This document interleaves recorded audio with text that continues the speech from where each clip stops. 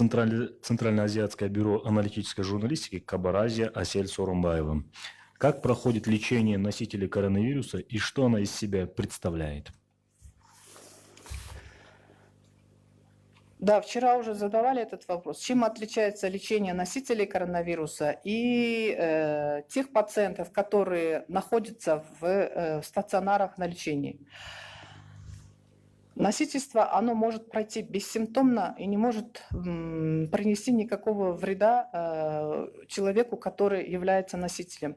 И если у данного человека хороший иммунитет, и он может пройти для данного человека без всяких осложнений и без всяких последствий.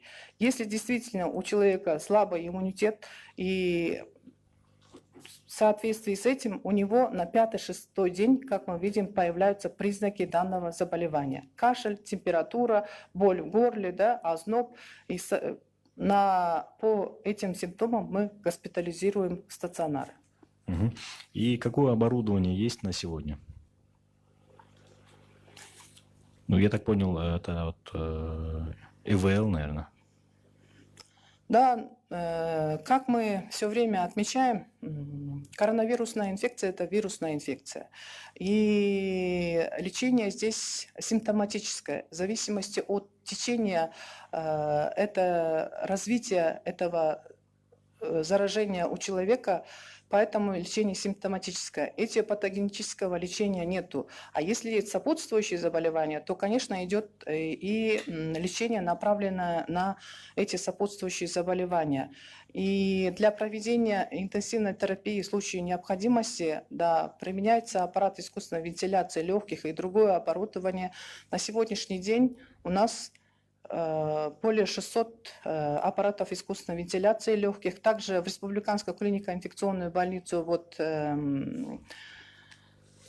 наши международные организации поставили 2 аппарата искусственной вентиляции легких в помощь.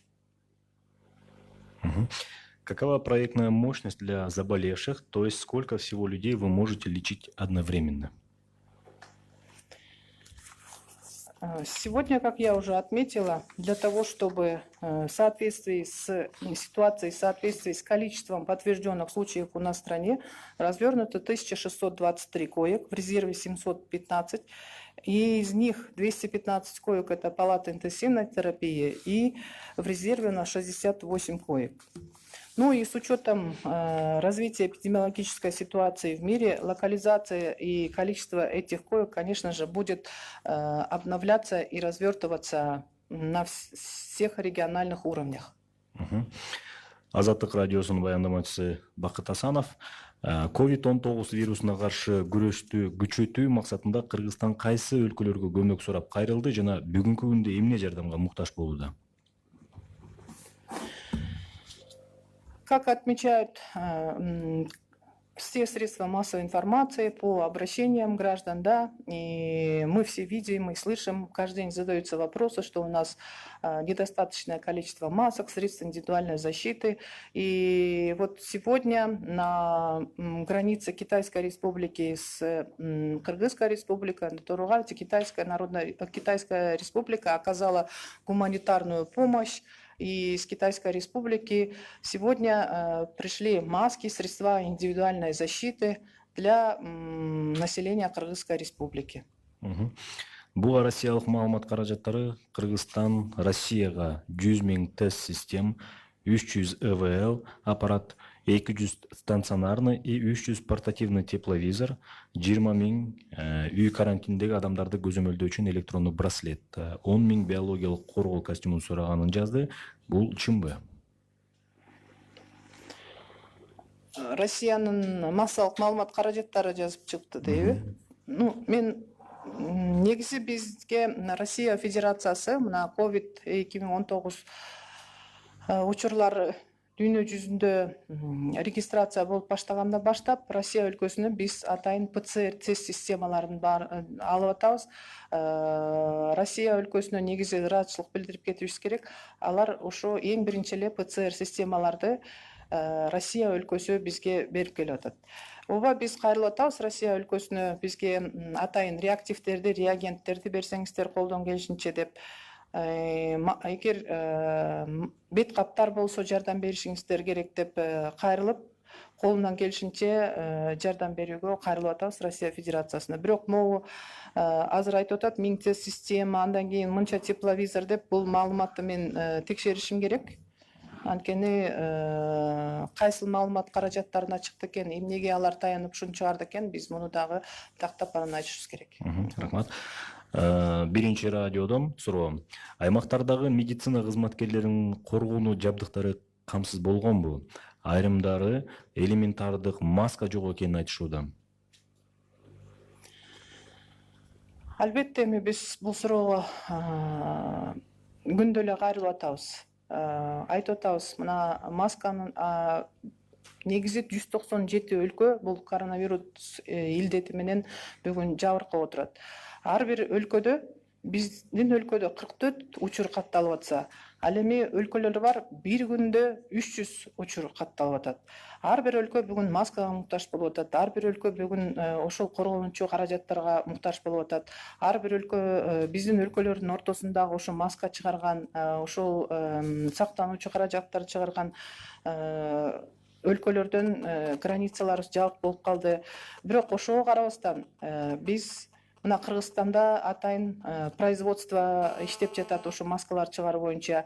Эң биринчи ошол очоктордогу, эң биринчи ошол медициналык уюмдардагы иштеп жаткан кызматкерлерди маскалар менен жана коргонуучу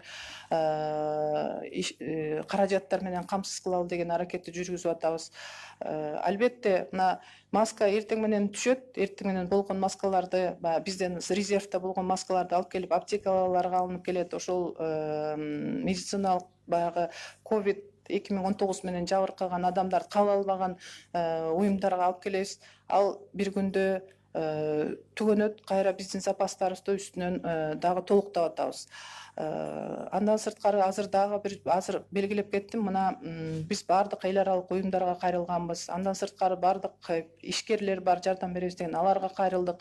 Ошондуктан мына акыркы жолу Өзбекстандан биринчи 23-үндө 1200 коргонуучу каражат алып келдик. Аны Ош, Жалал Абад, Баткен областтарына тараттык. Андан сырткары дагы 1650 кечээ мына дагы коргонуучу каражат алынып келди. Ошентип улам баягы каражаттарды алып келип бардыгын камсыз кылууга аракеттердин бардыгын жасап атабыз. Мына жаңы эле айтып кеттим, Кытай өлкөсүнөн дагы Көчө түнүчүндө атайын гуманитардык жардам келди. Ал жерде дагы ошол бет каптар, андан сырткары коргонуучу костюмдар жана башка каражаттар келди. Марал радиосу Түмөнбай Абдинаби уулу. Айрым дүйнөлүк маалымат каражаттары COVID-19 вирусунун мутация болуп кеткенин, анын айынан жаш иммунитеттерге да залакасы оор болуп жатканын жазып жатышат. Бул боюнча кандай так маалымат бар? Негизинен эми бул COVID-2019 өзү жаңы вирус болуп атат. Жаңы Кыргызстан гана эмес, эң эле өнүккөн өлкөлөрдө дагы бул вирусту аягына чейин изилдеп чыгыша элек, изилдөөлөр жүрүп жатат. Ошол бүткүл дүйнөлүк саламаттык сактоо уюмунда дагы көп изилдөөлөр жүрүп, бул вирус өзүн кандай алып барат, кандай мутацияга берилет, кандай өзгөчөлүктөрү бар деп күндө изилдөөлөр жүрүп жатат. Бардык өлкөлөр азыр ошол ооруп калган адамдарды дарылоого багытталып, андан сырткары окумуштуулар кандай мутация болуш керек, балдарга кандай зыян тиет, андан сырткары жаш өспүрүмдөргө кандай тийиши мүмкүн, аялдарга, эркектерге, картаңдарга кандай зыян тийиши мүмкүн деп бүгүнкү күндө өзүңүздөр уккандай мына негизги эң эле көп зыян тийгизген бул 60 жаштан өйдө жарандарга зыяны көбүрөөк тиет деген мына изилдөөлөр бар. Ал эми ошол суроо берип кеткен журналист айткандай, бүгүнкү күндө ошол мутация болгондон кээ бир өлкөлөрдө жаш балдарга дагы азыр бул вирус жугуп, алар дагы оорушу каттала баштады. Бирок биздин өлкөдөгү биз белгилеп кеткен 1 жашка чейинки, андан кийин 6 жаштагы, андан кийин 14 жаштагы балдардын вирус тастыкталган, бирок булардын абалы канааттандырарлык. Медициналык кызматкерлерге ыктыярдуу жарандар кандай жардам бере алат? Жардам берүүнү каалагандар кимге кайрыла алат? Речь о добровольцах. Алар кайрылса болот. Мына биздин саламаттык сактоо министрлигинин оперативдик штабы бар, андан сырткары республикалык штаб бар. Ошол штабтарга кайрылып, болбосо ар бир жерлерде Жалал Абад областында, Ош областында, Ысык Көл областында, Нарын областтарында атайын штабтар бар. Эгер ошол жерлердеги медициналык кызматкерлерге болобу, очоктордо иштеп жаткан башка министрликтин өкүлдөрүнө жардам беребиз десе, жерлердеги штабтарга кайрылса болот. Бишкек шаарында ошо саламаттык сактоо министрлигинин ичинде штаб бар, анан республикалык штаб бар. Ошол жерлерге кайрылса, кайсыл региондор кандай жардамга муктаж, биз айтып беребиз. Казакстанда коронавируска кабылган 2 жаран сакайды. Бизде бул жаатта кандай жылыштар бар? Реанимацияда жаткан жаран боюнча гана так маалымат айтылып жатат. Калгандары боюнча эмне айта аласыз? Бүгүн мен белгилеп кеттим. Мына азыр бизде бүгүнкү күндө ооруканадан өзүн жакшы сезип, канааттандырарлык абалда болгондугу үчүн 34 жаран ооруканалардан үйлөрүнө чыгып кетти. 122 адамдын абалы канааттандырарлык. Ал эми оор абалда азыр 6 жаран. Средней тяжести, состояние средней тяжести 10 жаран. Мына өзүбүз көрүп атабыз, 34 жаран чыгып кетти. Буларда коронавирус дагы тастыкталган эмес, бирок баягы ОРВИ жана грипп симптомдору менен булар жаткызылган, дарылоо процесстери өтүп, өзүн жакшы сезип чыгып кетишти. 122 жаран өзүн жакшы сезип жатат. Буларда коронавирус тастыкталган жок. Бул жерден дагы Расул Мурат, Барометр маалымат агенттигинин кыргыз бөлүмүнүн редактору суроо берип атат. Чет жактагы канча кыргызстандыктардан коронавирус аныкталды? Чет жактар деп Чет мамлекет. Чет мамлекеттерде канча аныкталды? Кыргызстандык жарандардан да. Есть ли граждане Кыргызстана, которые заразились за пределами Кыргызстана? Бул кыргызстандык жарандар боюнча эгер баардык өлкөлөр кызыктырса бул жаранды, анан саат 3-төгү пресс-конференцияда мен дагы айтып кетейин. Баардык өлкөлөр боюнча, биттен ошол 197 өлкө боюнча баардыгы боюнча сурап атат го. Анда анан саат 3-төгү пресс-конференцияда мен бүткүл дүйнөлүк саламаттык сактоо менен байланыштырып анан айтып кетем. Учурда канча тест система бар Кыргызстанда? Алардын саны жетиштүүбү?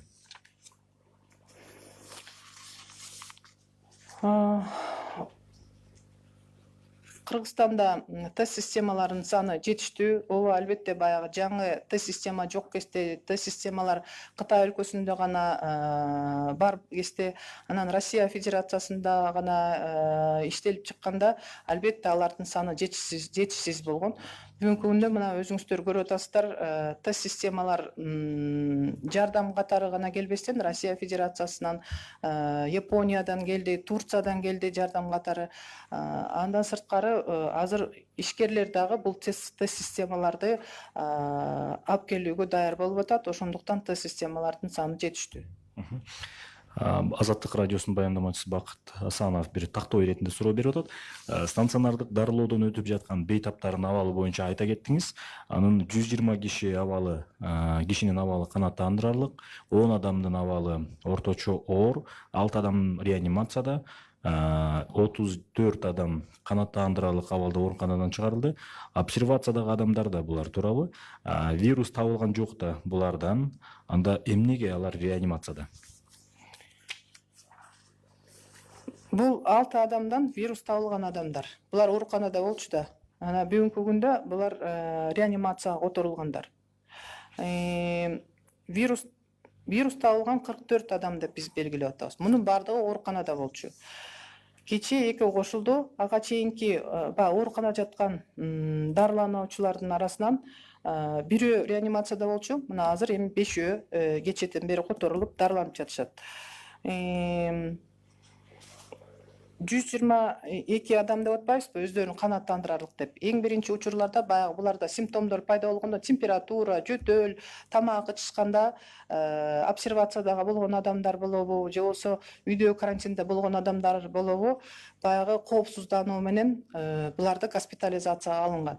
Анан лабораториялык изилдөөлөр жүргүзгөндөн кийин, клиникалык изилдөөлөр жүргүзгөндөн кийин врачтар лабораториялык изилдөөлөр бир жолу гана эмес, 2 жолу, керектүү учурларда 3 жолу өткөзүлүп, ошо коронавирус барбы жокпу тастыктап, андан сырткары алардын симптомдору, ОРВИ, грипп симптомдору кеткенден кийин мына булар чыгып жатат.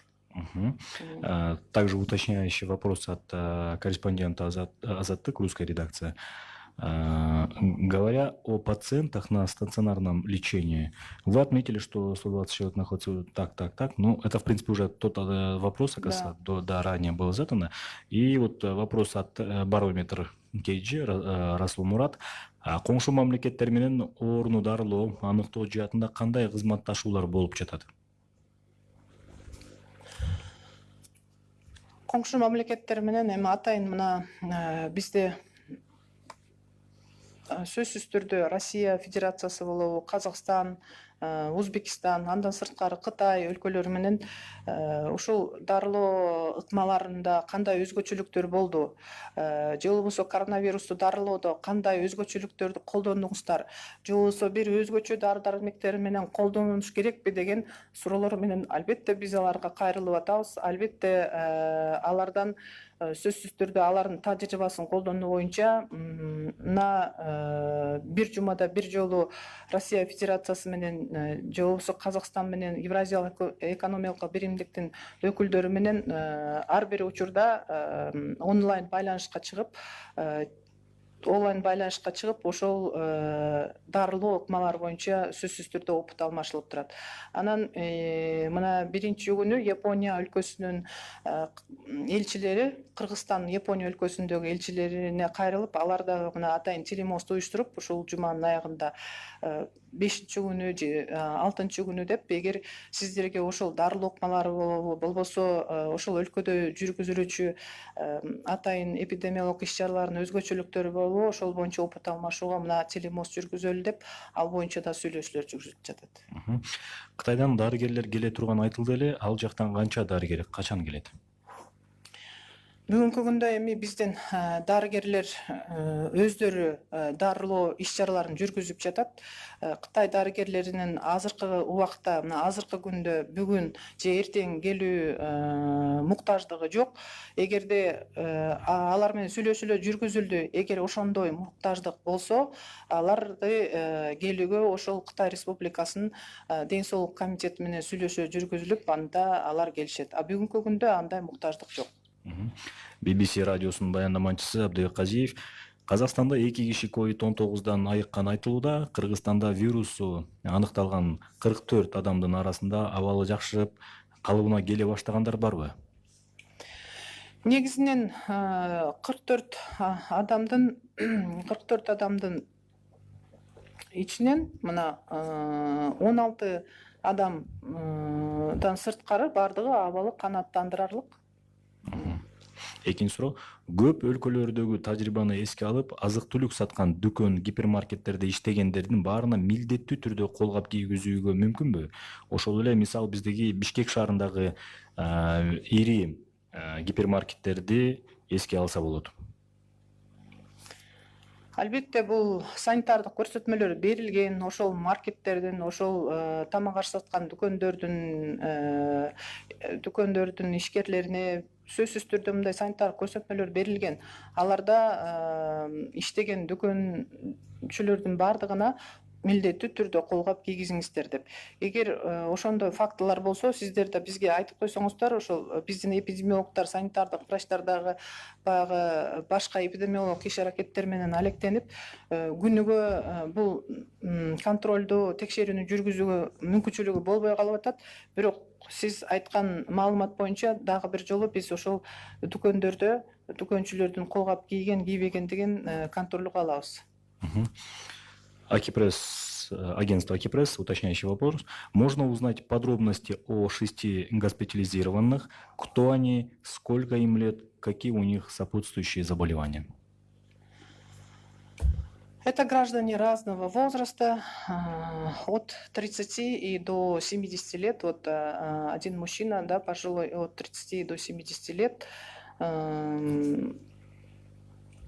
На сегодняшний день проводятся все необходимые мероприятия для того, чтобы они смогли вылечиться и смогли вернуться домой.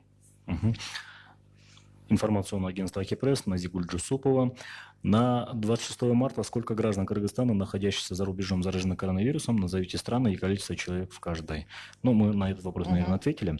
Назигуль Джусупова опять. Сколько граждан находятся на домашнем карантине? Выявленные зараженные коронавирусом находились в обсервационных зонах или на домашнем карантине?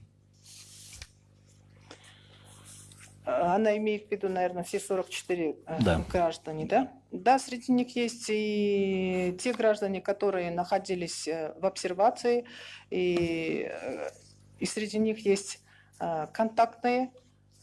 В основном это граждане, которые посещали Малый хадж Умра, и их контактные в семье. Мгм. Есть ли тенденция к излечению у заболевших граждан? У скольки граждан отмечается положительный процесс? На сегодняшний день состояние у них стабильное. У 44 подтвержденных, 16 находятся в состоянии средней тяжести, в тяжелом состоянии. И оставшиеся граждане, конечно, есть тенденция к выздоровлению. Мгм. Так. Так. Очень много вопросов.